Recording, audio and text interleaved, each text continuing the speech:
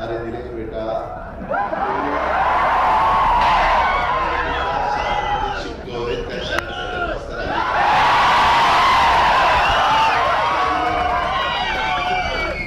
तू धमक्या देऊन माझ्या कार्यकर्त्यांना त्रास दिला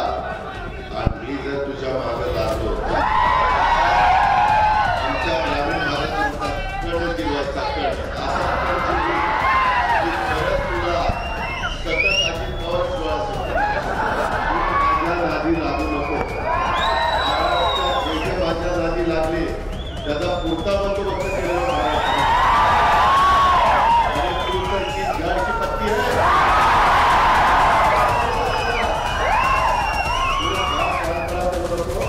मी जोपर्यंत शांत आहे तोपर्यंत शांत आहे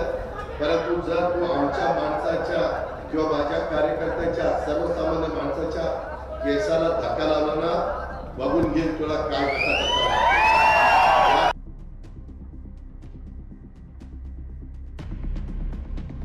देतात त्याच्यानंतर निवडणुका होऊ द्या यांच्याकडे बघतो असं वारंवार कार्यकर्त्यांना धमकवतात त्याच्यावर काही काही कार्यकर्ते घाबरतात अधिकाऱ्यांना देखील जाहीर धमक्या देतात अधिकाऱ्यांना वाटत असेल किंवा सत्ताधारी पक्षाचा आमदार आहे कुठे एकदा नादी लागा जर आपली बदली झाली कुठं आपल्याला गडचिरोली दाखवलं तर आपलं त्याच्यावर त्या विचारांनी सहन केलं अरे कलेक्टर लोकांना आज देखील आम्ही उपमुख्यमंत्री आहोत आज देखील कलेक्टरांना रिस्पेक्ट द्यायचा असतो अहो कलेक्टर वगैरे बोलायचं असतं इथं पाट्या एक कलेक्टर इकडे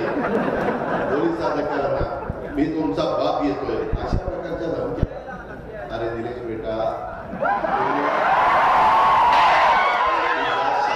शिकतोय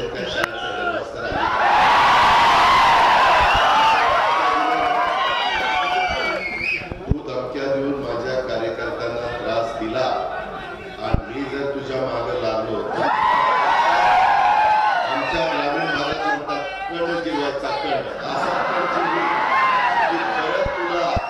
सतत अशी पॉवर माझ्या नादी लागू नको जे जे माझ्या नादी लागले त्याचा पुरता बंदोबस्त केलेला महाराष्ट्र आणि तू तर तीच झाडची पत्ती आहे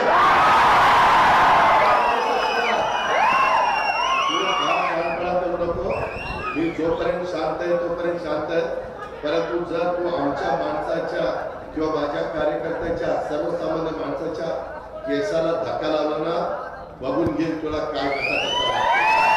या पद्धतीनं मी अजिबात ते सहन करणार नाही तुम्ही फक्त तुमचा तारतम्य ठेवा कायदा सुव्यवस्था हातामध्ये घेऊ नका कायदा हातामध्ये घेऊ नका सुव्यवस्था चांगली ठेवण्याचं काम पोलीस खातं करेल मी आचारसंहिता संपल्यानंतर या सगळ्या अधिकाऱ्यांची बैठक घेणार आणि त्यांना सांगणार आता तर तो आमदार पण नाही तुम्ही जसं कॉमन मॅन आहे तशा पद्धतीने तो कॉमन मॅन आहे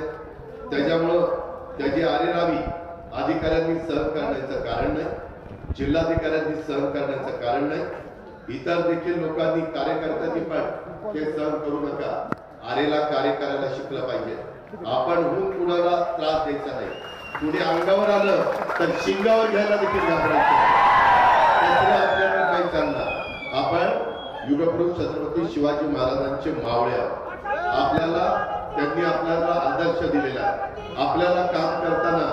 शिवशास्त्री आंबेडकरांची विचारधारा घेऊन 18 पगड जाती 12 बलुतेदारात आपल्याला न्याय द्यायचा आहे आपल्याला नाहक त्रास कुणाला द्यायचा नाही